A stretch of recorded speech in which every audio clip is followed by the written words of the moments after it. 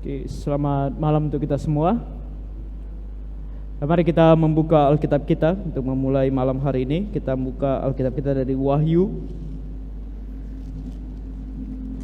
Wahyu pasal 16.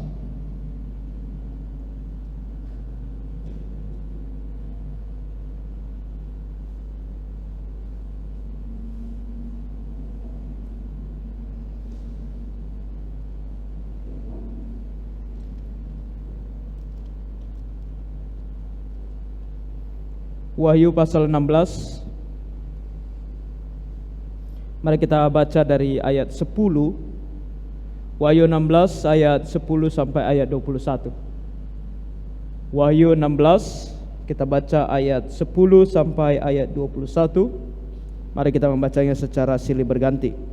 Saya mulai dengan ayatnya yang ke-10. Dan malaikat yang kelima menumpahkan cawannya ke atas tahta binatang itu, dan kerajaannya menjadi gelap, dan mereka menggigit lidah mereka karena kesakitan. Mereka menghujat Allah yang di sorga karena kesakitan dari perbuatan-perbuatan mereka. Dan malaikat yang keenam menumpahkan cawannya ke atas sungai yang besar, sungai Efrat. Lalu keringlah airnya, supaya siaplah jalan bagi raja-raja yang datang dari sebelah timur. Dan aku melihat dari mulut naga dan dari mulut binatang dan dari mulut nabi palsu itu keluar 3 roh najis katak. Itulah roh-roh setan yang mengadakan perbuatan-perbuatan ajaib, dan mereka pergi mendapatkan raja-raja di seluruh dunia untuk mengumpulkan mereka guna peperangan pada hari besar, yaitu hari Allah yang Maha Kuasa.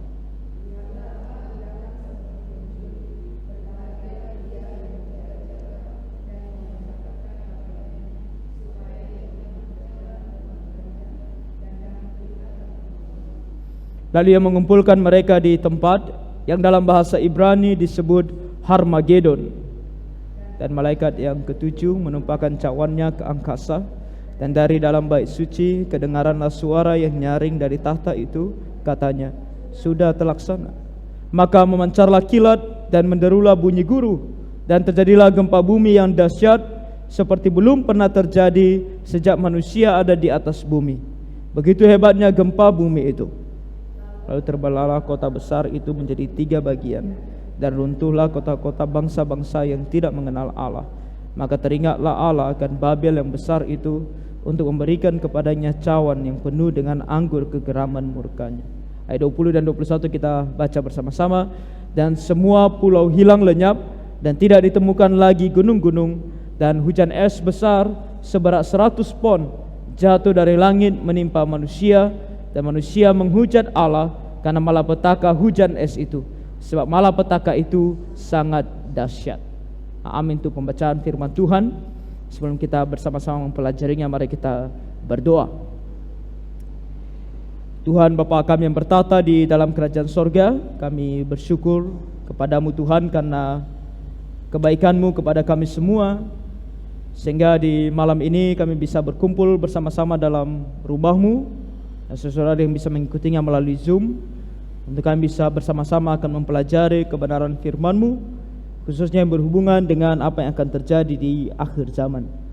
Tolong kami Tuhan saat ini, berikan kami pengertian, Roh Kudus-Mu bekerja dalam hati dan pikiran kami Tuhan, memampukan kami untuk mengerti dan bisa juga melihat tentang akhir dari segala apa yang ada bahkan dalam dunia ini. Kasihan dan tolong kami Tuhan, ampuni kami dari segala dosa pelanggaran kami, layakkan kami Tuhan bahkan untuk memperdengarkan kebenaran firman-Mu. Kami berdoa dan bersyukur dalam nama Tuhan kami Yesus Kristus. Amin. Malam hari ini kita melihat topik ini, yaitu perang terakhir yang disebut sebagai Harmagedon. Kalau kita mencek, orang dalam bahasa Inggris menyebutnya sebagai Armageddon karena gaya penulisan yang berbeda. Dalam bahasa Indonesia disebut sebagai Harmagedon. Dan ini berlanjut dari apa yang sudah kita pelajari minggu lalu. Kalau kita masih ingat, kita mempelajari tentang Gog dan Magog, bagaimana ada peperangan antara yang disebut sebagai peperangan Gog dan Magog. Kita sudah mempelajari itu minggu lalu mengenai Gog adalah rajanya, pemimpinnya, lalu Magog itu adalah nama bangsanya. Dan kita temukan bahwa itu adalah peperangan di antara orang Israel, bangsa Israel melawan beberapa bangsa. Tidak semua bangsa, tetapi cukup banyak. Ada yang dari utara dan ada yang dari timur, bahkan ada yang dari selatan. Kita mempelajari bahwa bangsa-bangsa ini kemungkinan besar adalah seperti Rusia, Turki, Iran, bahkan Irak, lalu ada Libya, Mesir juga kemungkinan besar ikut, negara-negara Arab lainnya, lalu Ethiopia yang ada di bawah bersama dengan Sudan. Semua negara-negara ini kemungkinan besar yang akan menjadi bagian daripada Gog dan Magog, perang Gog dan Magog. Dan itu membuat kita menyadari bahwa perang ini kemungkinan segera akan terjadi, karena kita melihat bahwa Iran sudah bergerak berperang melawan Israel. Iran yang disebut sebagai juga Persia. Baru saja kemarin saya melihat ada satu stand up komedian namanya Max Amini. Max Amini ini adalah orang Iran, tapi dia sudah menjadi, kalau tidak salah, warga negara Amerika, saya cek. Lalu ketika dia stand up komedi, dia kebanyakan penontonnya adalah juga orang-orang Iran, dan tidak jarang dia sebut sebagai orang-orang Persia. Jadi, mereka masih mengakui, bahkan mengatakan diri mereka sebagai keturunan Persia, keturunan bangsa Persia. Itu menunjukkan kepada kita benar yang dikatakan oleh Yehezkiel 38 tentang adanya bangsa Persia yang akan menyerang Israel, yang akan berperang melawan Israel. Namun apa yang terjadi sekarang tentu belum disebut sebagai Gog dan Magog, karena skalanya masih antara 1 dan 2 negara. Namun kita tahu karena sudah dimulai, maka ini menunjukkan kepada kita bahwa waktunya mungkin tinggal sebentar lagi, dan kemungkinan mungkin bisa jadi bahkan dalam generasi kita. Kita tidak tahu kapan ini akan terjadi, tetapi kelihatannya begitu dekat dengan kita.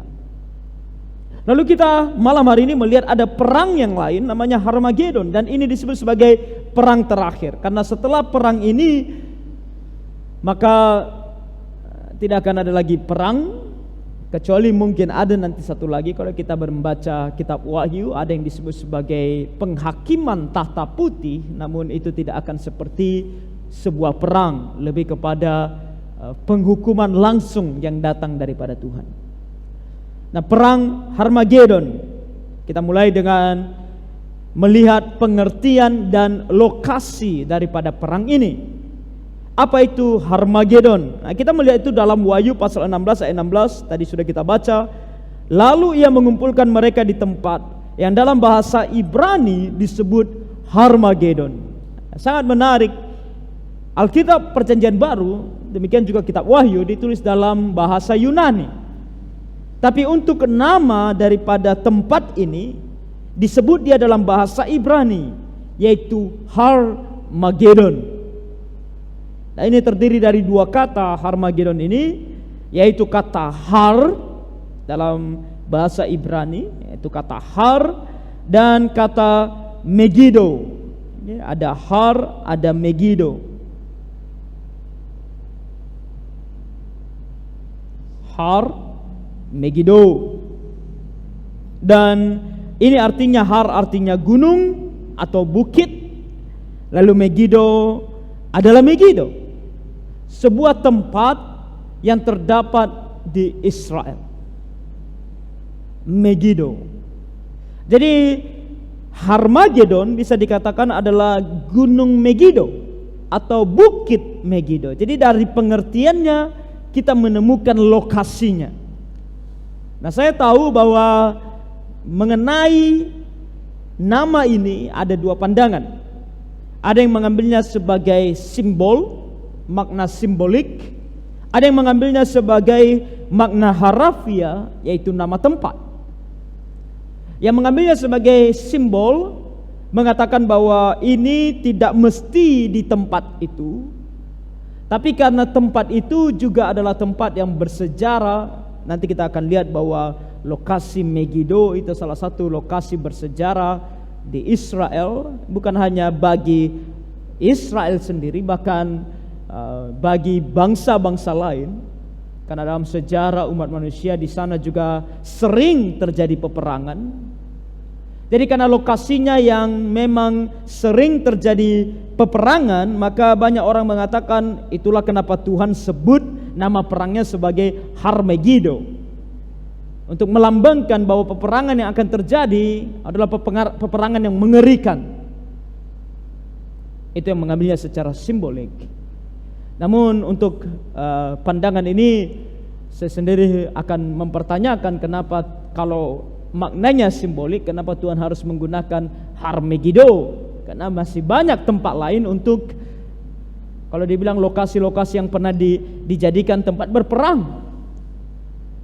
Kenapa tidak jalur Gaza? Jalur Gaza adalah tempat berperang orang Israel turun-temurun. Dari zaman mereka masuk ke tanah perjanjian sampai ketika mereka sudah menetap di tanah perjanjian, mereka terus berperang dengan bangsa Filistin di sana sampai kepada hari ini. Kenapa bukan itu nama yang digunakan sebagai simbol akan peperangan? Jadi kalau diambil secara simbol peperangan, ini adalah suatu hal yang saya sendiri tidak bisa terima. Nah, kita lebih cenderung mengambilnya sebagai secara harafiah, sebagai nama tempat. Kemungkinan besar lokasinya akan terjadi di Megiddo. Nah, di mana itu Megiddo? Di mana itu Megiddo? Nah, Megiddo kalau kita melihat petanya ada di sebelah utara dari, kalau kita berangkat dari Yerusalem, dan itu berada di sebelah selatan daripada Galilea. Nah, kalau kita melihat di sini ada peta. Ini Yerusalem yang ada di selatan, lalu di utaranya ada Megiddo. Megiddo adalah salah satu tempat atau salah satu daratan bukit yang terletak yang disebut sebagai Jezreel Valley. Nah, di sini ada sebuah valley yang disebut sebagai Jezreel. Di sini lokasinya.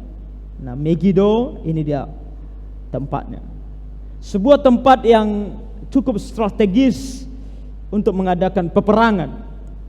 Dan kalau kita melihat nanti bagaimana peperangan ini akan berlangsung, kita akan melihat bahwa ini adalah lokasi yang sangat-sangat strategis untuk melaksanakan peperangan ini. Karena nantinya kalau tadi kita membaca dalam Wahyu pasal 16 dikatakan bahwa akan ada pengeringan Sungai Efrat. Sungai Efrat itu ada di sebelah timur daripada Israel, dan itu adalah sungai yang ada di Mesopotamia, dan itu adalah sungai yang ada di Irak dan Iran. Jadi sungai ini kering supaya apa? Supaya ada jalan bagi raja-raja dari timur. Persiapan jalan daripada raja-raja dari timur atau bangsa-bangsa dari timur yang akan datang ke Israel, yang akan menyerang Israel dari timur. Dan kalau kita melihat peta, maka kita temukan bahwa maka kalau kita melihat petanya, maka di sini tidak ada peta yang lebih besar, tapi kalau kita melihat peta yang lebih besar, maka kita temukan ketika bangsa Irak atau Iran, kalau kita berbicara tentang jalan darat menuju Israel, mereka tidak lewat sebelah sini, mereka tidak ke sini. Karena di sebelah sini, kalau kita mengambil peta yang lebih besar, maka di sebelah sini adalah gurun pasir. Jadi ini lokasi yang tidak strategis untuk orang pergi menyerang melalui gurun pasir. Maka biasanya mereka akan berjalan dari utara, dari atas, dan turun ke bawah. Maka lokasi tempat mereka berkumpul yang paling masuk akal adalah di sini. Dan kalau bangsa-bangsa dari selatan juga mau datang ikut menyerang, Maka ini juga adalah jalur yang sangat menyenangkan, karena Israel sekarang hanya di sini letaknya. Jadi ini adalah bangsa Palestina sekarang, lokasi Palestina sekarang. Jadi tentu kalau berperang melawan Israel, tentu saya percaya Palestina akan lebih bergabung dengan musuh Israel, dan mereka akan memberikan jalan kepada kepada musuhnya Israel yang dari selatan. Tentu yang dari utara akan ke sini juga. Bangsa Arab, mereka akan masuk lewat sini karena mereka dari selatan ke sini juga, menyeberangi Sungai Yordan. Jadi inilah lokasi yang kemungkinan sangat strategis untuk mengadakan peperangan ini. Karena untuk bahkan bangsa Arab untuk berperang dengan Israel, saya percaya mereka pun tidak akan berperang di Yerusalem. Kenapa? Karena Yerusalem juga adalah tempat yang bagi mereka, bagi Muslim juga adalah tempat yang sangat penting. Mereka akan lebih mau kalau perangnya dari sini, dari utara sini, menyerang Israel dari sana, sehingga Israel habis, musnah, lari. Jadi ini kemungkinan lokasinya. Namun meskipun demikian, tentu kita tidak mengatakan bahwa ini sesuatu yang pasti, karena kita tidak tahu apa yang dimaksudkan Tuhan. Tuhan menggunakan istilah Harmagedon, yang memang artinya adalah bukit atau gunung Megiddo. Kalau kita melihat di sini bukitnya adalah sebuah gambar yang saya dapat dari biblewalks.com. Kalau kita melihat lokasinya memang kelihatan sangat strategis untuk menjadi tempat berperang. Tempat berperang antara orang Israel dengan bangsa-bangsa lain. Ini adalah lokasi yang kita percaya akan dipakai dalam perang ini, namun ini masih sesuatu yang tidak bisa dipastikan apakah memang di sini tempatnya atau tidak. Tapi Tuhan ada sebutkan Harmageddo, bukit atau gunung Megiddo. Itu artinya. Jadi perang ini terjadi di suatu tempat yang disebut sebagai Harmagedon. Sekarang kita bertanya, kapan itu terjadi? Kapan perang ini akan terjadi? Dan dalam Wahyu pasal 16 ayat 12 dikatakan, dan malaikat yang keenam menumpahkan cawannya ke atas sungai yang besar, sungai Efrat. Lalu keringlah airnya supaya siaplah jalan bagi raja-raja yang datang dari sebelah timur. Dikatakan di sini bahwa itu terjadi ketika malaikat akan menumpahkan cawannya yang keenam, atau malaikat yang keenam akan menumpahkan cawannya. Nah, kalau dibilang malaikat yang keenam menumpahkan cawannya, itu masih belum jelas, ya kan? Kapan malaikat keenam akan menumpahkan cawannya? Nah, kalau kita merujuk pada Wahyu pasal 12 tadi, kita membaca ayat 13 sampai 14 dikatakan, dan malaikat yang keenam menumpahkan cawannya ke atas sungai yang besar. Dan aku melihat dari mulut naga dan dari mulut binatang dan dari mulut nabi palsu itu keluar 3 roh najis yang menyerupai katak. Itulah roh-roh setan yang mengadakan perbuatan-perbuatan ajaib, dan mereka pergi mendapatkan raja-raja di seluruh dunia untuk mengumpulkan mereka guna peperangan pada hari besar, yaitu hari Allah yang Maha Kuasa. Nah, dari apa yang kita baca di ayat 13 dan 14, kemudian kita menemukan begitu banyak clue tentang kapan ini terjadi. Kalau kita kembali tadi di ayat 13 dikatakan ada naga, ada binatang, dan ada nabi palsu. Nah, 3 pribadi ini sering disebutkan di dalam kitab Wahyu. Siapa mereka? Nah, naga di sini sebenarnya kalau dalam bahasa Inggris saya lebih suka disebutnya dalam bahasa Inggris yaitu ular yang tua. Si ular tua. Dalam bahasa Indonesia disebut sebagai naga. Saya tidak tahu kenapa, mungkin karena pandangan tentang naga menjadi pandangan yang kelihatan ular yang mengerikan, ya kan? Naga itu ular, bentuknya ular, tapi dia lebih mengerikan. Itu mungkin kenapa Alkitab bahasa Indonesia menggunakan istilah naga. Tapi dalam bahasa Inggrisnya dan mengambil dari bahasa aslinya disebut sebagai the old serpent, ular tua. Nah, kalau istilahnya old serpent atau ular tua, maka kita akan mengerti siapa dia. Kalau dibilang ular tua, kira-kira tertuju sama siapa? Hah? Siapa, Bu? Sibolis. Siapa itu Sibolis? Iblis, ya kan? Kenapa? Karena kita ingat pada Kejadian pasal 3, ya kan? Si ular yang dipakai oleh iblis untuk menjatuhkan manusia ke dalam dosa. Jadi waktu awal manusia jatuh ke dalam dosa, dan sekarang di akhir zaman, dia masih disebut sebagai si ular. Tapi karena sudah jauh masanya, disebut sebagai si ular tua dia, kan? Si ular tua, tapi masih ular yang sama. Artinya tentu ini bukan berbicara tentang ular sebagai binatang, tetapi si iblis masih si iblis yang sama. Yang sama waktu dia mau mencoba menjatuhkan manusia, yang sama sekarang ketika nanti dia akan kumpulkan manusia untuk melawan Allah. Oke. Jadi si naga di sini tertuju kepada si iblis. Lalu ada si binatang. Nah, siapa ini binatang? Nama mereka ngeri-ngeri ya. Ada si naga, lalu ada binatang. Siapa ini binatang? Binatang di sini tertuju kepada Antikristus. Nah, jadi di pasal-pasal sebelumnya dalam kitab Wahyu sebelum pasal 16 sudah ditunjukkan kepada kita bahwa si binatang ini tertuju kepada si Antikristus. Lalu ada nabi palsu. Ini adalah yang paling susah untuk diketahui siapa. Banyak kontroversi mengenai nabi palsu ini. Kalau kita membaca buku-buku teolog mengenai nabi palsu ini, sering sekali dia ditujukan kepada salah satu pemimpin agama.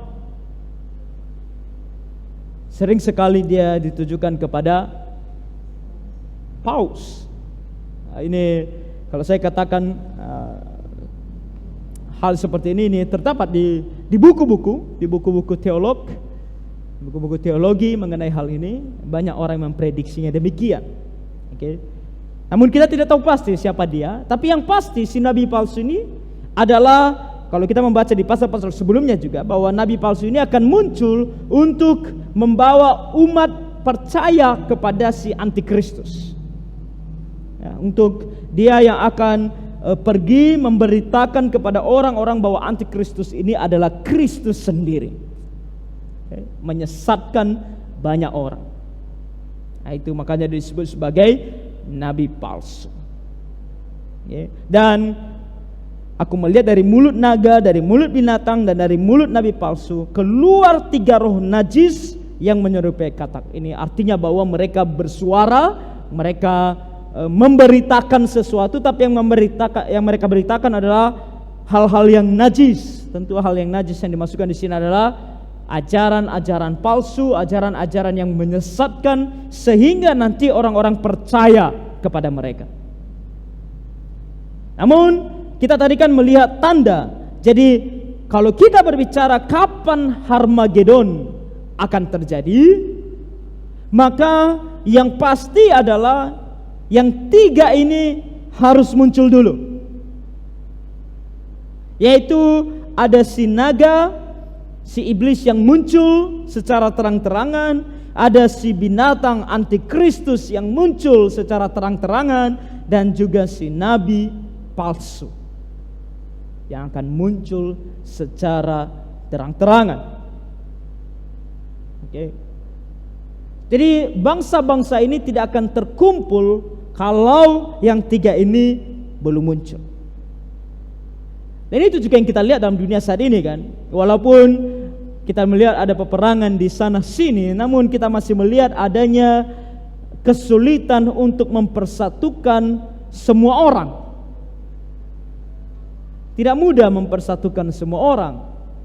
Dan kalau kita membaca nanti tentang antikristus ketika dia muncul, dia bukan hanya ada sebagai pemimpin sebuah bangsa, tetapi juga digambarkan sebagai pemimpin dunia yang akan mempersatukan dunia dalam 3 hal: ekonomi, politik, agama.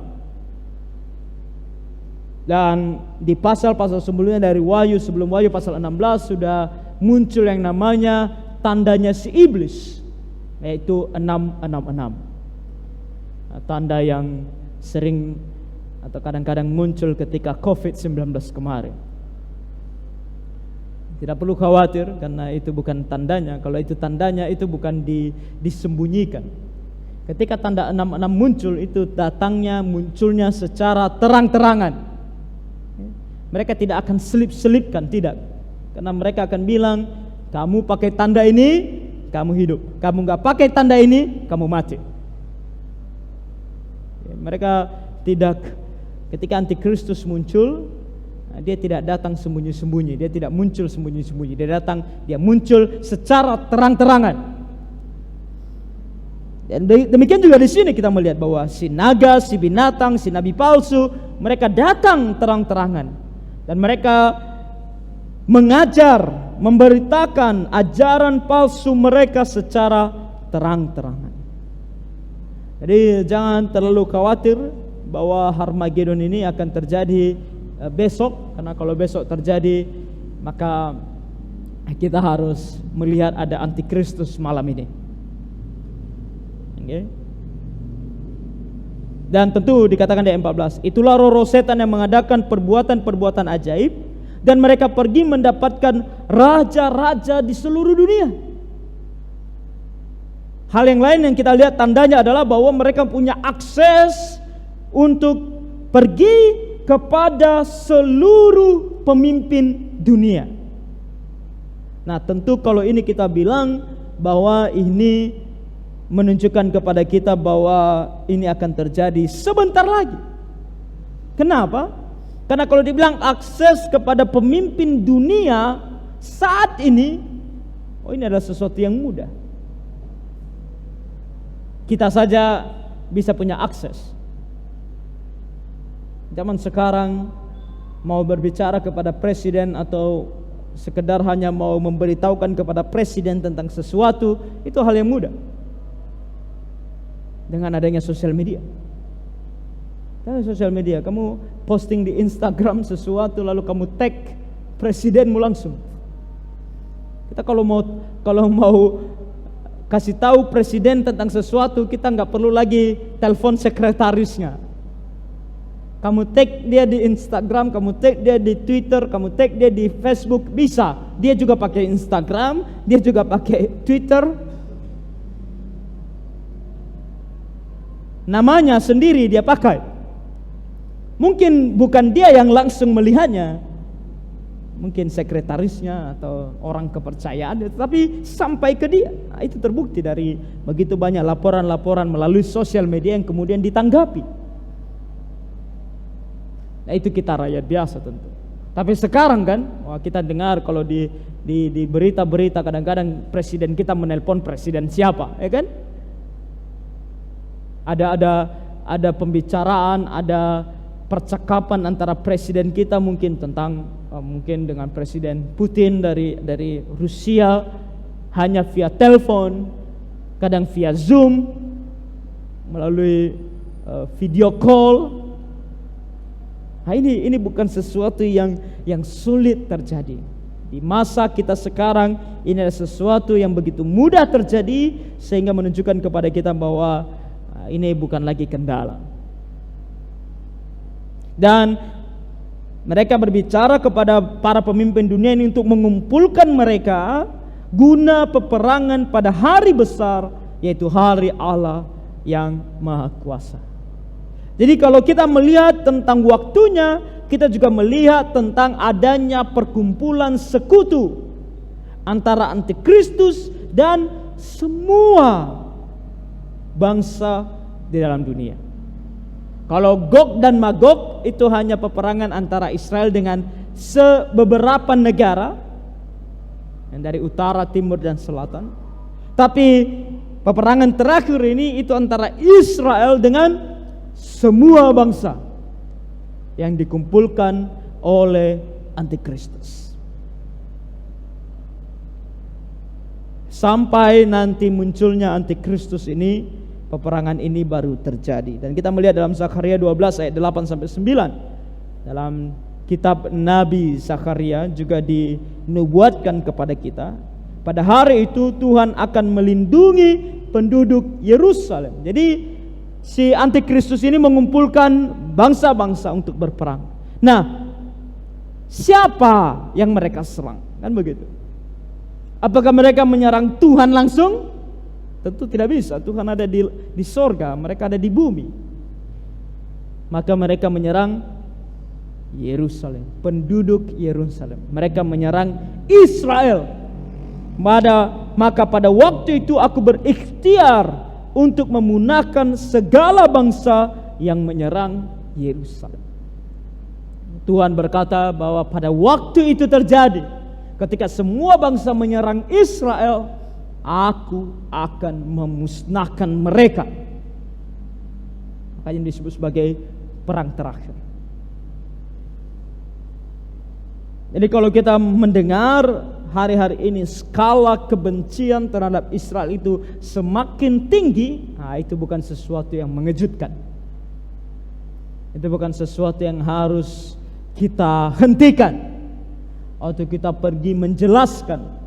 Kadang-kadang di sosial media saya melihat orang menghina kita orang Kristen, terlebih kita orang Kristen yang pro terhadap Israel.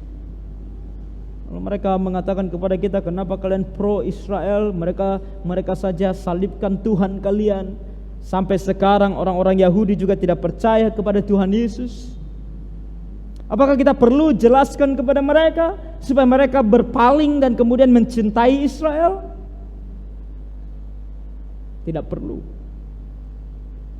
Media-media kita melihat, bahkan berita-berita, banyak sekali media-media yang mempertontonkan berita-berita yang sepotong-sepotong,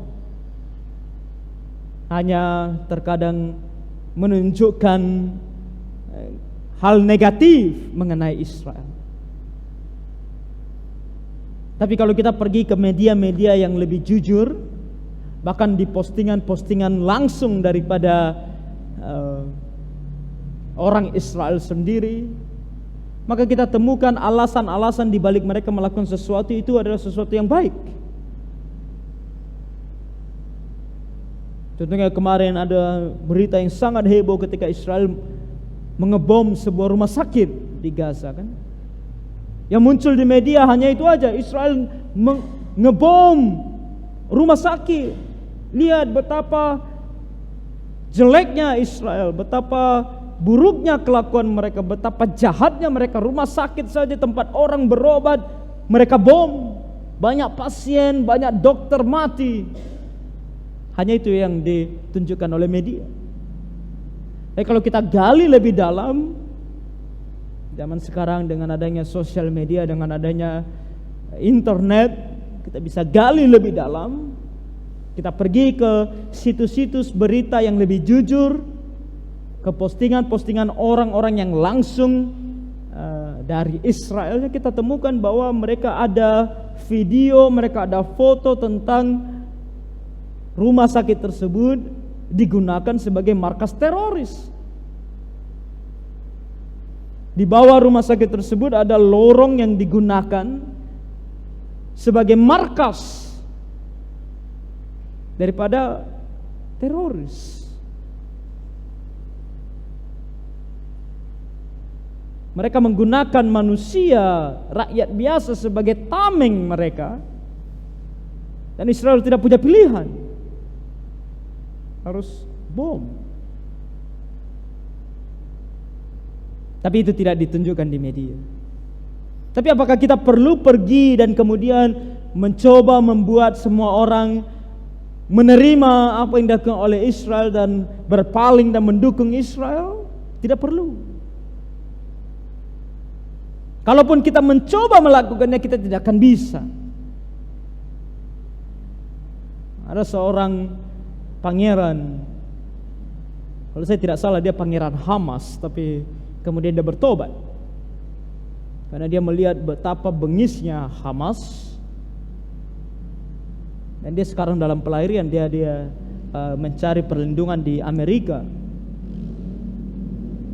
dan dia sering muncul di video-video di sosial media bagaimana dia menceritakan kepada orang untuk tidak percaya kepada Hamas, untuk melawan Hamas, untuk pro terhadap Israel. Tapi apakah orang mendengarkan dia? Orang tidak akan dengarkan dia. Kenapa? Karena apa yang dituliskan oleh Alkitab harus terjadi. Semua bangsa akan menyerang Israel. Jadi usaha yang bisa dikatakan cukup sia-sia kalau kita pergi membuat bangsa-bangsa di dunia mau mencintai Israel. Itu adalah usaha yang sia-sia. Itu akan melawan kehendak Tuhan justru. Tapi usaha yang benar adalah membawa orang kepada Tuhan Yesus, menunggu kedatangannya kan kelihatan sebentar lagi melalui apa yang sedang terjadi saat ini. Dengan munculnya eskalasi kebencian terhadap Israel yang semakin tinggi, itu menunjukkan kepada kita bahwa ini adalah suatu hal yang di waktu terdekat bisa begitu terjadi. Zakaria 14 ayat 2-3 mengatakan, "Aku akan mengumpulkan segala bangsa untuk memerangi Yerusalem. Kota itu akan direbut." Jadi selama peperangan itu Israel akan kalah. Kota mereka akan direbut, rumah-rumah mereka akan dirampoki, dan perempuan-perempuan mereka akan ditiduri. Setengah dari penduduk kota itu harus pergi ke dalam pembuangan, tapi selebihnya dari bangsa itu tidak akan dilenyapkan dari kota itu. Kemudian Tuhan akan maju berperang melawan bangsa-bangsa itu seperti Ia berperang pada hari pertempuran. Jadi ketika semua bangsa berkumpul, mereka akan menyerang Israel, dan Israel akan kalah. Karena kalau mungkin di Gog dan Magog masih sedikit bangsa itu yang melawan dia, di saat yang sama kita tahu bahwa antikristus pada saat itu masih pro terhadap Israel. Nanti kita akan lihat itu lebih dalam timetable-nya. Tapi di saat ini, di perang Harmagedon, itu tidak terjadi lagi. Antikristus pun sudah berpaling untuk menyerang Israel. Jadi Israel kalah, bahkan hampir musnah. Tuhan katakan bahwa setengah harus keluar dari sana, yang setengah lagi bertahan di situ, hampir musnah. Tuhan datang. Tuhan akan maju berperang melawan bangsa-bangsa itu seperti Ia berperang pada hari pertempuran. Tuhan akan datang dan Dia akan berperang secara langsung. Kita akan melihat itu nanti di dalam Wahyu pasal 19. Jadi kita melihat ada sekutu antikristus melawan Israel. Tapi tentu ini masih clue yang kita temukan tentang kapan ini akan terjadi. Tentu antikristus akan muncul, si naga, si ular tua akan muncul, nabi palsu akan muncul, bangsa-bangsa akan berkumpul menyerang Israel. Tapi dalam timetable-nya, timetable akhir zaman, jadwal akhir zaman, kapan ini akan terjadi? Maka kita temukan bahwa itu akan terjadi di akhir dari masa 7 tahun kesengsaraan. Dulu sekali kita pernah mempelajari tentang ini. Kalau masih ada yang ingat tentang 7 tahun masa kesengsaraan. Malam ini kita akan melihat sedikit tentang hal ini. Kita akan melihat tentang akhir daripada 7 tahun masa kesengsaraan ini. Ini adalah sebuah gambar yang saya buat ketika saya masih kuliah dulu, ketika kami mempelajari tentang eskatologi atau studi mengenai akhir zaman. Ini adalah timetable. Kita melihat dari zaman, kalau ini saya buat dari zaman bangsa Babel yang pergi mengalahkan Israel, menjajah Israel. Lalu ada bangsa Medo Persia, lalu ada bangsa Yunani, sampai kemudian bangsa Romawi ketika Tuhan Yesus lahir. Kalau kita melihat di sini gambar ini adalah gambar ketika Tuhan Yesus lahir di sekitar tahun 4 sebelum Masehi. Lalu Tuhan Yesus mati di sekitar tahun 30 Masehi. Lalu tahun 70 Masehi kita temukan Israel dikalahkan, dibakar, dan kemudian semua bangsa Israel menyebar ke seluruh dunia. Lalu Tuhan kembalikan mereka di tanggal 14 Mei 1948 ketika mereka merdeka. Dan ini adalah zaman sekarang. Dari zaman setelah bangsa Israel merdeka, itu yang disebut dari zaman Tuhan Yesus sudah disebut sebagai zaman gereja. Nah, tepat nanti, suatu hari nanti, dan kemungkinan ini akan terjadi dalam waktu dekat, akan dimulai yang disebut sebagai 7 tahun kesengsaraan. Nah, di sini kalau di gambar ini, saya taruh dia di sini, saya perbesar saja. 7 tahun kesengsaraan. The 7 years of great tribulation. 7 tahun masa kesukaran, kesengsaraan. Dan apa yang akan terjadi di sini? Nah, kita percaya di awal daripada masa 7 tahun ini, disitulah terjadi rapture atau pengangkatan. Nah, mengenai pandangan ini ada beberapa pandangan. Ada yang berkata itu sebelum masa 7 tahun, maka disebut sebagai pre-tribulation. Lalu ada yang percaya itu di tengah, disebut sebagai mid-tribulation. Lalu ada yang percaya itu di akhir, yang disebut sebagai post-tribulation. Ada yang berkata itu sebelum pertengahan. Jadi ada pertengahan, jadi ada sebelum lagi pertengahan, yang disebut sebagai pre-wrath. Banyak sekali pandangannya. Saya secara pribadi percaya itu sebelum tribulation atau sebelum masa kesengsaraan. Makanya di sini kalau di gambar saya buat dia di awal. Ini disebut sebagai rapture atau pengangkatan. Ada orang-orang Kristen yang sudah percaya sebelum masa 7 tahun itu mereka akan diangkat. Kalau kita pernah menonton film Left Behind, nah itu kira-kira gambarannya. Ketika orang-orang terangkat dan bertemu dengan Tuhan di awan-awan. Dalam hal ini kita mengatakan walaupun kita percaya kepada pre-tribulation atau sebelum masa 7 tahun kesengsaraan, tapi kita juga memberikan ruang kepada mereka yang percaya di mid atau di pre-wrath, sebelum murka. Tapi kita nggak percaya dengan mereka yang mengatakan di post, karena post itu ada di sini. Post tribulation, dan post tribulation itu sedikit tidak masuk akal, karena di post tribulation itu adalah kedatangan Tuhan kedua kali. Jadi ini sesuatu yang tidak masuk akal, karena kalau orang Kristen harus naik dulu ke awan-awan, ketemu Tuhan di awan-awan, baru ke sorga lagi, baru turun lagi, itu seperti sesuatu yang tidak masuk akal. Dan kedua, itu akan gampang untuk diprediksi kapan Tuhan Yesus datang kedua kali. Karena sudah muncul antikristus, berarti 7 tahun lagi nih Tuhan Yesus akan datang. Sementara Tuhan Yesus bilang tidak ada yang tahu, tidak ada yang bisa prediksi. hanya Tuhan yang tahu. Oke, jadi itu beberapa alasan. Nah, kalau kita mempelajari tentang tribulation, kita akan pelajari itu lebih detail. Di malam hari ini kita fokus kepada 7 tahun kesengsaraan ini aja yang berhubungan dengan Antikristus ini dan berhubungan dengan Armageddon.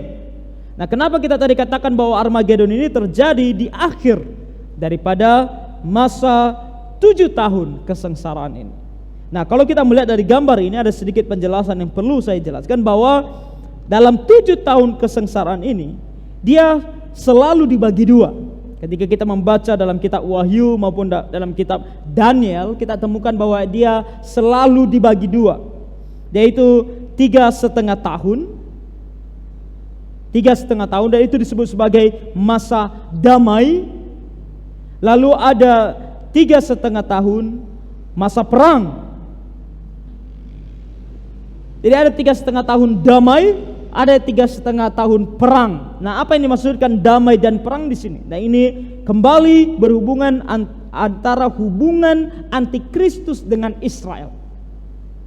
Di 3,5 tahun awal, Antikristus itu pro terhadap Israel. Tapi di 3,5 tahun berikutnya, Antikristus akan melawan Israel. Oleh karena itu kita percaya, kalau minggu lalu kita berbicara tentang Gog dan Magog, maka Gog dan Magog itu kemungkinan besar terjadi di pertengahan daripada 7,5 tahun. Di sini terjadi Gog dan Magog. Oke? Karena dari apa yang kita baca, maka ditemukan bahwa setelah peperangan Gog dan Magog ini, maka si Antikristus akan mulai berpaling melawan Israel, mengkhianati Israel. Sementara dalam perang Gog dan Magog, dia masih pro, dia masih ikut, dia masih menolong Israel. Oke? Jadi itu hal yang perlu saya kasih tahu melalui gambar ini. Oke. Nah, kita melihat beberapa ayat. Di sini dalam Daniel 9 ayat 27 dikatakan, raja itu akan membuat perjanjian itu menjadi berat bagi banyak orang selama 1 kali 7 masa. 1 kali 7 masa. Nah, siapa raja ini? Dalam Daniel pasal 9, raja ini tertuju kepada Antikristus. Dan Antikristus ini akan membuat sebuah perjanjian yang berat bagi banyak orang selama 1 kali 7 masa. Apa artinya 1 kali 7 masa? 1 kali 7 tahun. Makanya dia disebut sebagai kesengsaraan yang besar, karena dia akan membuat perjanjian yang berat bagi banyak orang. Jadi selama 7 tahun dia akan melaksanakan ini yang disebut sebagai kesengsaraan yang besar. Dia akan memimpin di sana. Lalu pada pertengahan 7 masa itu, ia akan menghentikan korban sembelihan dan korban santapan, dan di atas sayap kekejian akan datang yang membinasakan sampai pemusnahan yang telah ditetapkan menimpa yang membinasakan itu. Jadi di sini kita melihat bahwa di pertengahan, ya kan, dikatakan di sini, di pertengahan dari 7 masa itu, di pertengahan dari 7 tahun itu, dia akan menghentikan korban sembelihan. Nah, korban sembelihan ini tertuju kepada siapa yang melakukan korban sembelihan, korban santapan? Siapa yang melakukan itu? Bangsa Israel.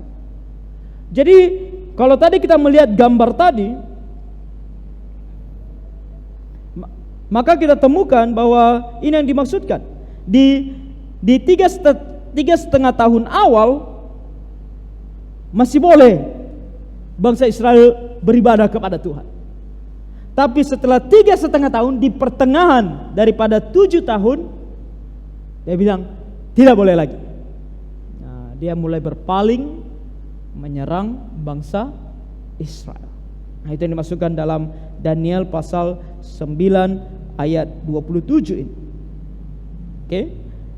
Dan dalam Wahyu pasal 12 ayat 6 dikatakan perempuan itu, nah perempuan di sini tertuju kepada si Israel, lari ke padang gurun di mana telah disediakan suatu tempat baginya oleh Allah, supaya ia dipelihara di situ 1260 hari lamanya. 1260 hari itu berapa tahun?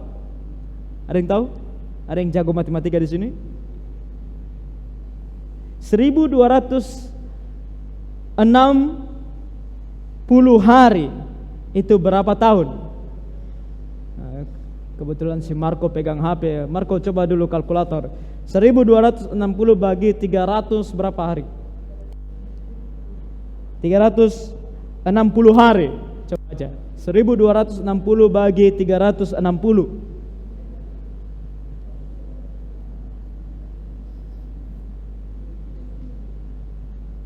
Berapa hasilnya? 3,5, ya kan? Kenapa 360? Karena ini adalah kalender orang Israel. Kalender orang Israel hanya 360 hari. Kalau kalender kita itu sampai 365 hari. Tapi orang Israel itu tetap 360 hari. Makanya tanggal mereka itu berubah-ubah kalau kita jadikan kalender kita sebagai acuan, ya kan? Makanya kayak Jumat Agung itu selalu berbeda-beda tempatnya, karena mereka hanya pakai 360 hari. Mereka tidak pakai sampai 365. Jadi 360 hari kalau dibagi 360 hari, 1260 hari ini artinya 3,5 tahun. Jadi 3,5 tahun awal dia baik-baik aja, tapi di 3,5 tahun terakhir dia harus mencari persembunyiannya,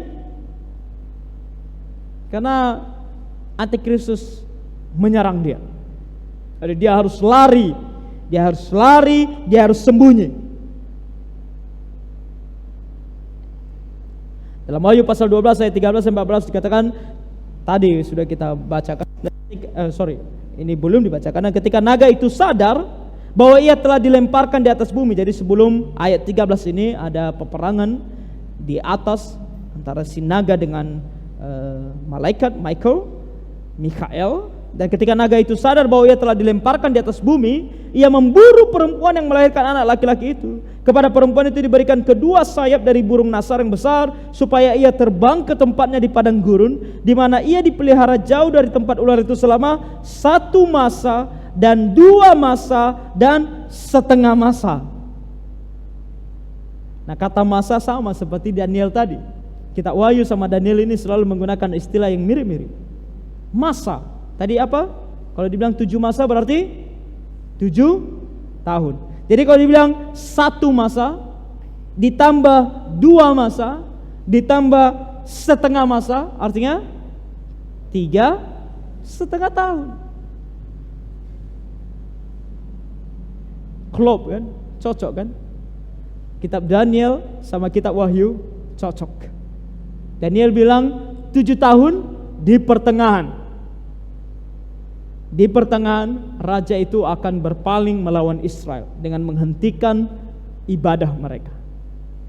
Firman Tuhan dalam kitab Wahyu juga katakan 3,5 tahun pertengahan, setengah dari masa 7 tahun.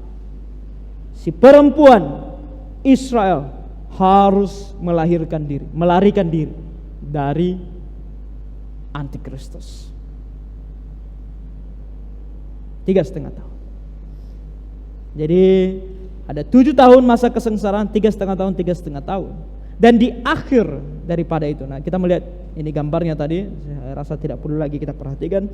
Di akhir daripada itu, setelah 3,5 tahun, 3,5 tahun ini, 3,5 tahun damai, 3,5 tahun perang, lalu si Antikristus menyerang Israel. Dan tadi ditambahkan dalam Wahyu pasal 16, di akhir dari semuanya mungkin si Antikristus masih terus menyerang, namun tidak mampu karena si perempuan juga terus bersembunyi. Artinya Israel mampu tidak musnah dia oleh Antikristus sendiri. Maka Antikristus butuh bantuan. Wahyu pasal 16 tadi kita baca bagaimana dia bersama dengan iblis langsung, dan kemudian nabi palsunya mengumpulkan semua bangsa menyerang Israel. Maka kalau dalam gambar ini saya buat dari sini, Armageddon terjadi. Armageddon di akhir dari masa 7 tahun ini terjadilah Armageddon. Wahyu pasal 16 ayat 13 sampai 16. Dan ketika mereka semua menyerang Israel, dan tadi dalam kitab Zakaria dikatakan bahwa Israel kalah, lalu dalam kitab Zakaria juga dikatakan bahwa Tuhan datang berperang langsung melawan mereka. Dan kita baca itu lebih detailnya dalam Wahyu pasal 19. Mari kita buka Wahyu pasal 19. Bentar, saya rasa saya salah tekan, sorry.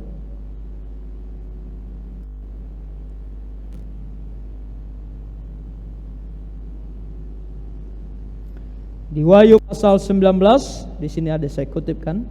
Wahyu 19 ayat 11 dan 12 dikatakan, lalu aku melihat sorga terbuka, sesungguhnya ada seekor kuda putih, dan ia yang menungganginya bernama yang setia dan yang benar. Ia menghakimi dan berperang dengan adil, dan matanya bagaikan nyala api, dan di atas kepalanya terdapat banyak mahkota, dan padanya ada tertulis suatu nama yang tidak diketahui seorang pun kecuali ia sendiri. Oke, jadi di akhir daripada ini akan muncul ini. Siapa ini? Kita ambil waktu 10 menit istirahat. Oke, kita akan lanjutkan malam ini sedikit lagi mengenai perang ini. Dan kita melihat tadi bagaimana Wahyu pasal 19 menceritakan kepada kita bahwa ketika perang itu sudah begitu memuncak dan bangsa Israel sudah begitu terdesak, lalu kita melihat ada yang turun dari sorga. Kembali Wahyu 19 ayat 11 dikatakan, lalu aku melihat sorga terbuka, sesungguhnya ada seekor kuda putih, dan ia yang menungganginya bernama yang setia dan yang benar.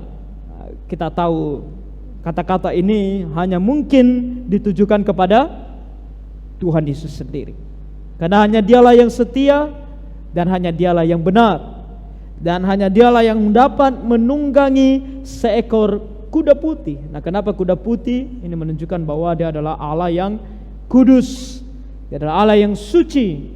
Bahkan kuda yang dia pergunakan untuk berperang saja adalah kuda yang kudus. Artinya dia bukan berperang tanpa alasan, dia bukan hanya akan nanti memusnahkan orang-orang ini tanpa alasan, tapi di dalam kekudusan, dalam kesucian, dia bahkan memusnahkan mereka oleh karena dosa mereka yang sudah memuncak. Selalu ingat, keadilan Tuhan atau murka Tuhan, lebih tepatnya kalau kita katakan murka Tuhan, selalu dilakukan, diaplikasikan di dalam keadilan.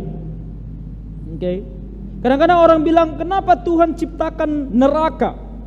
Apakah karena Tuhan itu jahat? Apakah karena Tuhan tidak mengasihi? Oh, tidak. Tapi karena manusia tidak mau bertobat. Ketika Tuhan membawa bangsa Israel masuk ke tanah Kanaan, dan di sana dia musnahkan orang-orang Kanaan. Lalu orang bilang, wah, Tuhan begitu kejam, hanya untuk bangsa Israel dia musnahkan begitu banyak bangsa. Oh, bukan karena Tuhan kejam kepada bangsa Israel saja. Kalau bangsa Israel tidak mau bertobat, dia juga hajar mereka.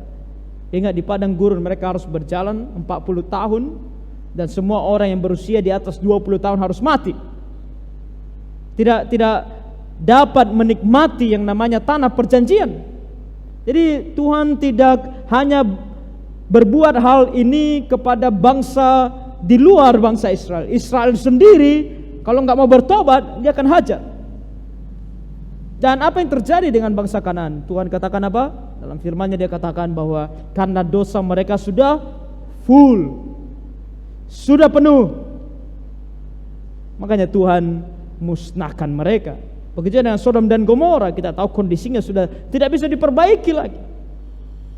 Bagaimana mereka sudah menjadi Sodom dan Gomora, kota yang begitu penuh dengan dosa. Bahkan mereka tidak bisa lagi membedakan mana malaikat yang datang, dan mereka bahkan mau memakai malaikat yang datang. Dan dunia ini juga sama. Ketika Tuhan Yesus nanti datang kembali dengan menunggang kuda putih, dan namanya tertulis sebagai yang setia dan yang benar, ini sungguh karena dosa dunia sudah full, sudah penuh. Dan sekarang kita melihat bagaimana moral kualitas moral dalam dunia sudah begitu menurun. Kalau di daerah Eropa sana, di barat sana ini sudah lama. Bagaimana kita melihat kehidupan moral mereka yang sudah begitu jauh jatuhnya. Lalu kita berbicara tentang kita di daerah timur dengan budaya timur kita yang terkadang terkesan kolot dan kaku. Tapi sekarang sudah begitu longgar. Sekarang sudah tidak lagi sekaku dan sekolot dulu. Bahkan ini terjadi dalam kurun waktu yang tidak lama. Saya ini masih belum, kalau dikatakan saya ini masih belum terlalu tua untuk mengatakannya. Tapi saya bisa melihat bahwa sebuah perbedaan yang jauh mencolok antara ketika saya masih kanak-kanak sampai saya sekarang umur masih 30-an. Tapi gapnya, perubahannya begitu drastis tentang moral dalam dunia ini. Termasuk kita yang ada di timur ini, termasuk kita yang ada dalam negara ini. Bagaimana kualitas moralnya sudah begitu bobrok, sudah begitu hancur. Terlebih kita yang di Batam ini, kita melihat bagaimana kota ini sudah mendekati Sodom dan Gomora. Di Batam ini kumpul kebo bukan sesuatu yang tabu. Begitu banyak kos-kosan anak laki-laki dan perempuan, remaja, pemuda, laki-laki, perempuan tidur bersama, tidak ada yang peduli.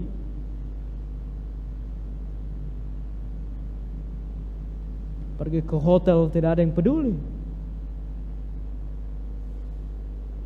Beberapa bulan yang lalu kan terjadi pembunuhan seorang anak remaja, membunuh seorang perempuan. Dan perempuan yang dia bunuh adalah perempuan yang dia sewa melalui aplikasi. Seorang anak remaja, seorang pemuda umur 20-an bisa melakukan hal-hal seperti ini. Dan lewat, berarti mereka masuk ke hotel, berarti mereka tidak diperiksa mereka suami istri atau tidak. Dan gak ada juga yang peduli dengan hal seperti ini. Kita melihat bagaimana ketika Tuhan datang, dan ini tinggal sebentar lagi karena moral dalam dunia juga sudah begitu bobroknya. Dia datang menggunakan kuda putih dan namanya adalah yang setia dan yang benar. Kenapa yang setia? Karena dia datang dengan misi kesetiaannya kepada sebuah bangsa pilihannya, Israel. Bukanlah waktu bagi kita orang Kristen untuk iri terhadap Israel, mengatakan, oh kenapa Tuhan begitu menspesialkan orang Israel. Oh tidak. Ini semata-mata karena janjinya. Dia sudah berjanji kepada Abraham bahwa untuk selama-lamanya, untuk selama-lamanya. Ketika Tuhan bilang selama-lamanya, itu artinya selama-lamanya. Orang-orang amilenial dalam tradisi gereja Reform mayoritas memegang ajaran amilenial. Dan amilenial, ajaran amilenial seperti gereja-gereja Reform yang besar, bahkan yang terdapat di Indonesia, selalu non-pro Israel. Mereka selalu memandang Israel sebagai bangsa terkutuk, bangsa yang dimurkai oleh Tuhan. Dan mereka selalu memandang gereja adalah institusi yang menggantikan Israel. Jadi setelah munculnya gereja, Israel sudah tidak ada lagi. Ini adalah pengertian yang sangat keliru. Karena kalau kita percaya dengan pengertian seperti ini, kita sedang mengatakan bahwa Tuhan berdusta. Ketika dia bilang kepada Abraham bahwa keturunanmu selama-lamanya, maka Tuhan sedang berdusta. Maksud Tuhan sebenarnya adalah bukan selama-lamanya. Maksud Tuhan adalah sampai nanti Tuhan Yesus datang. Lalu kisah para rasul, Tuhan Yesus melalui para rasulnya membangun gerejanya. Sampai di situ sajanya ternyata. Berarti Tuhan sedang berdusta terhadap Abraham. Ini adalah sesuatu yang serius. Kalau saya akan selalu percaya bahwa Tuhanku adalah Tuhan yang setia. Ketika dia bilang selama-lamanya, itu selama-lamanya. Makanya kalau kita membaca seperti Roma pasal 11, dia katakan, selalu ingat orang Kristen bahwa kamu adalah cabang yang dicangkokkan ke pohon yang sesungguhnya. Nah, siapa pohon yang sesungguhnya? Israel. Dalam Roma pasal 11, Israel itu digambarkan sebagai pohon yang sesungguhnya. Kita ini yang dicangkokkan. Makanya istilahnya benar kalau kita dibilang sebagai anak rohani daripada Abraham. Masih ada anak fisik daripada Abraham. Kita ini hanya anak rohani, kita yang dicangkokkan. Bagaimana mungkin kita yang dicangkokkan lalu kita bilang aku apanya? Aku akarnya. Kita hanya dicangkokkan saja. Batang yang sesungguhnya itu masih Israel.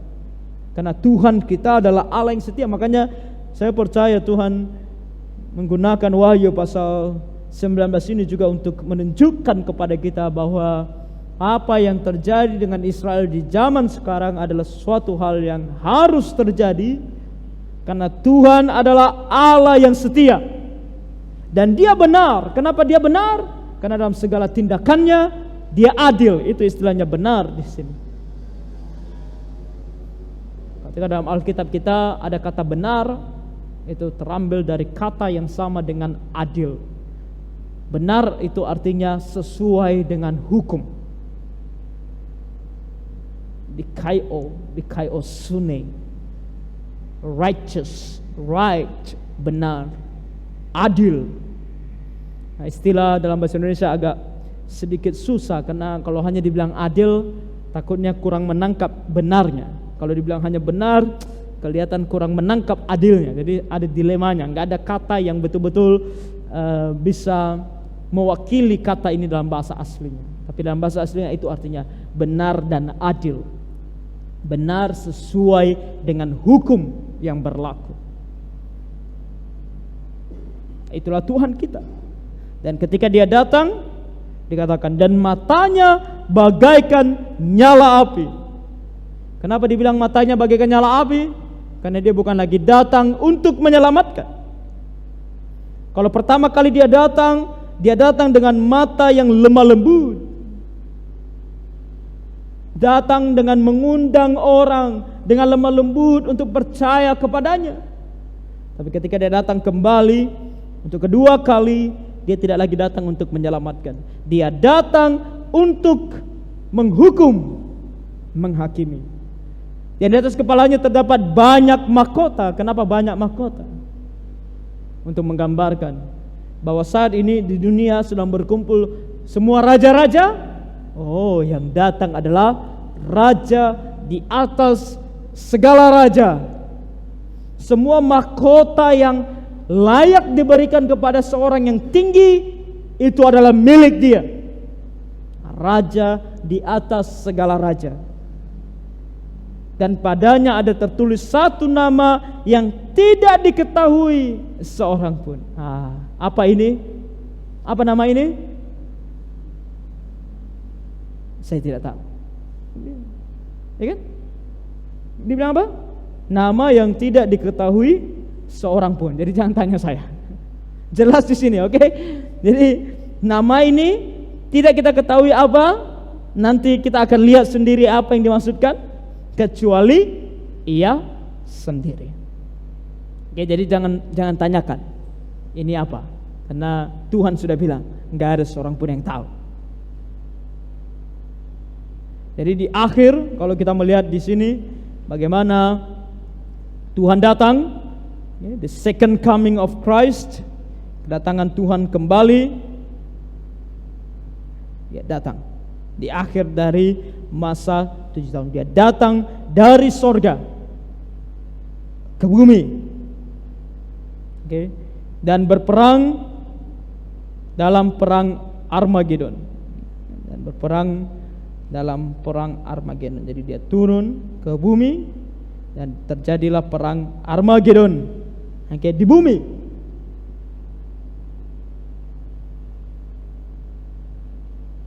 Dan kita lanjutkan di ayat 19 sampai 21. Apa akhir dari perang ini? Ketika Tuhan datang, apa yang akan terjadi? Akankah perangnya seru? Ternyata tidak seseru itu.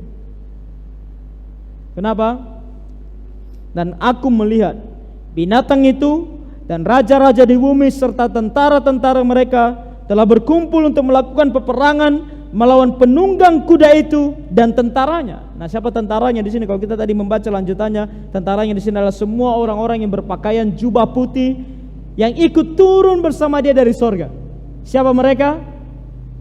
Pastikan kamu ikut. Kita, kalau kita betul-betul percaya kepadanya, kita akan ikut turun bersama dengan dia. Wah, kalau kita nonton film tentang perang, saya kadang-kadang melihat film perang ya, apalagi film-film perang zaman dulu yang pakai kuda ya kan. Wah, kelihatan seru sekali walaupun nyawa taruhannya.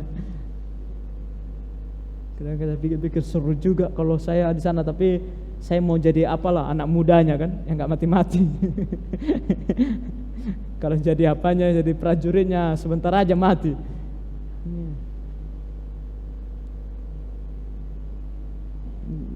Ini akan lebih hebat lagi karena kita bukan naik kuda di bumi, tapi turun dari sorga bersama dengan Tuhan.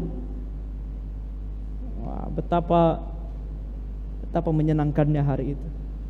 Tapi tenang, karena kamu bukan prajurit bersama dengan Tuhan. Kamu bukan prajurit seperti pion di depan yang mati, yang dibiarkan Tuhan mati. Bersama dengan Tuhan tidak akan ada yang mati. Tenang. Kan aku melihat binatang itu raja-raja bumi, mereka melawan penunggang kuda dan tentaranya, maka tertangkaplah binatang itu. Aduh. Peperangan sebenarnya tidak seru karena yang berperang hanya Tuhan. Tuhan berperang. Kalau kita melihat di ayat sebelumnya, saya bacakan bagi kita, enggak ada saya kutip di sini. Di ayat 14 dikatakan semua pasukan yang di sorga mengikuti dia. Mereka menunggang kuda putih dan memakai lenan halus yang putih bersih.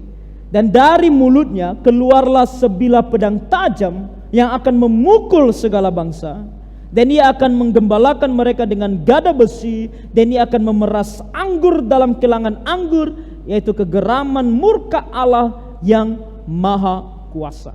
Ini sorry saya tidak kutip di sini, tapi saya bacakan kepada kita bahwa keluar dari mulutnya sebilah pedang tajam. Nah, itu dalam Wahyu pasal 19 ayat 15. Apa artinya? Nah, ini tentu bukan pedang dalam artian pedang secara fisik, tapi ini adalah firman. Ingat, Tuhan selalu menggambarkan firman-Nya seperti pedang bermata dua. Artinya ketika terjadi perang ini, makanya saya bilang agak sedikit kurang seru. Karena nggak terjadi yang namanya kita beradu pedang. Yang ada adalah Tuhan berfirman saja. Dia hanya berfirman dan mereka terpukul kalah. Dan bukan hanya terpukul kalah, Tuhan di sini menggambarkan kehancuran mereka dengan begitu mengerikan, yaitu Dia menggembalakan mereka dengan gada besi. Artinya memukul mereka dengan gada besi. Menarik sekali ketika Tuhan menggunakan di sini istilah menggembalakan. Dia tunjukkan kepada mereka, akulah Tuhan, akulah gembala yang baik, yang harusnya kalian sembah, tapi kalian tidak mau. Jadi kupukul kalian, tapi kupukul kalian bukan dengan tongkat kayu supaya kalian bertobat, enggak, dengan gada besi untuk mematikan. Dan digambarkan kehancuran mereka seperti ia akan memeras anggur dalam kilangan anggur. Jadi digambarkan kematian mereka itu seperti kita sedang memeras anggur. Pertumpahan darah yang begitu banyak. Tuhan hanya berfirman dan mereka terpukul seperti dipukul oleh gada besi dan hancur remuk seperti anggur dalam kilangan. Gitu gambarannya. You don't play with God. jangan bermain dengan Tuhan. Ketika hal-hal ini diungkapkan kepada kita, ini bukan hanya menggambarkan kepada kita kemenangan Tuhan yang luar biasa, tapi peringatan dan tentu rasa syukur kalau kita sudah sungguh-sungguh percaya kepadanya. Dan ketika itu terjadi, di ayat 20 dikatakan, maka tertangkaplah binatang itu, si antikristus, dan bersama-sama dengan dia nabi palsu yang telah mengadakan tanda-tanda di depan matanya, dan dengan demikian ia menyesatkan mereka yang telah menerima tanda dari binatang itu dan yang telah menyembah patungnya. Keduanya dilemparkan hidup-hidup ke dalam lautan api yang menyala-nyala oleh belerang.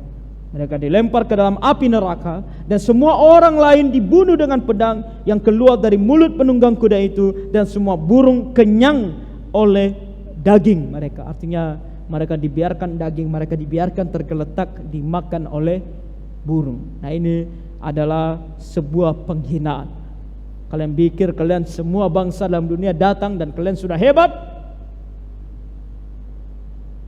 Kalian mati dan tubuh kalian dimakan oleh burung. Itu semua terjadi di akhir dari masa 7 tahun kesengsaraan.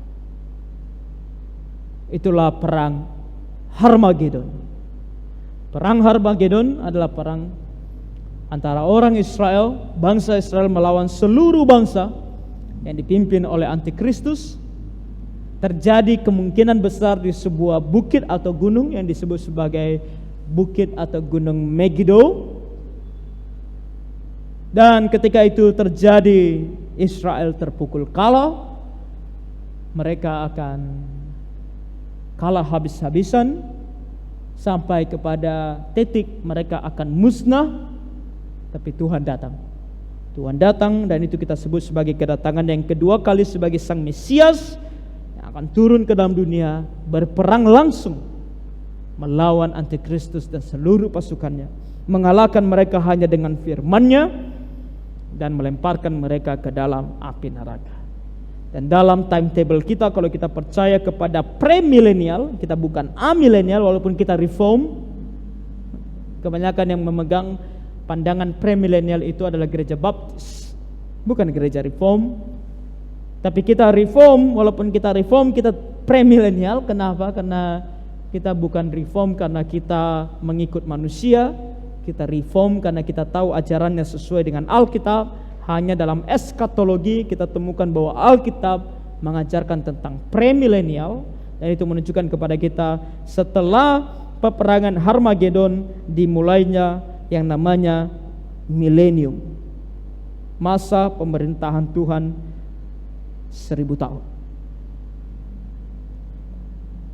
Mau bahas tentang ini di minggu-minggu akan datang mengenai milenium? Kalau mau kita bisa bahas ini minggu depan. Oke? Jadi sampai kepada nanti kalau kita berbicara tentang adanya langit dan bumi yang baru, di sini dia. Setelah nanti masa 1000 tahun milenium. Oke? Dari apa yang kita baca atau pelajari malam hari ini, Harmagedon itu terjadi nanti. Lalu apa pelajaran bagi kita? Tentu jelas dunia akan terus membangkang sampai akhirnya. Jadi tidak perlu terlalu khawatir dengan dunia. Apakah dunia ini bisa menjadi baik? Tidak akan. Dunia akan semakin hari semakin buruk. Guru saya selalu katakan, untuk dunia kamu harus memiliki pandangan yang pesimis, bukan yang optimis. Dunia ini tidak akan pernah menjadi baik. Mau apapun gerakan-gerakan manusia seperti go green lah, hak asasi manusia lah, segala macam, tidak akan membuat dunia ini akan menjadi baik. Dunia ini akan berubah dari bad to worse. Itu selalu kata guru saya. Dari buruk menjadi sangat buruk. Jadi tidak akan pernah menjadi baik. Jadi berhentilah berharap pada dunia, berhentilah mencintai dunia, karena dunia ini akan menjadi sangat buruk dan akan dimusnahkan. Kita harus percaya kepada Tuhan Yesus yang akan segera datang. Kalau kita terus berada dalam gereja dan mendengarkan ajaran-ajaran seperti ini, maka itu adalah sebuah kembali evaluasi bagi diri kita, apakah kita sudah sungguh-sungguh percaya kepada Tuhan Yesus atau belum. Kalau kita sudah sungguh-sungguh percaya kepada Tuhan Yesus, kita harus sangat bersyukur. Kalau belum, kamu harus percaya kepada Tuhan Yesus. Karena hanya Dialah yang akan turun dengan menunggangi kuda putih, dan Dia datang untuk memusnahkan mereka yang menjadi musuhnya. Hanya kamu akan berada di sisinya kalau kamu sudah percaya kepadanya. Dan terakhir, kita harus belajar firman-Nya agar tidak tertipu oleh iblis dan antikristus. Kalau kita tadi bayangkan bagaimana seluruh dunia bisa mengikuti antikristus, itu adalah sesuatu yang menarik. Dan mungkin bagi kita saat ini berpikir bahwa wah, bagaimana itu bisa terjadi kan? Seluruh dunia ikut antikristus. Bagaimana itu bisa terjadi? Oh, kalau kita pun tidak hati-hati, maka kita bisa ikut juga antikristus. Maka kita harus belajar firman.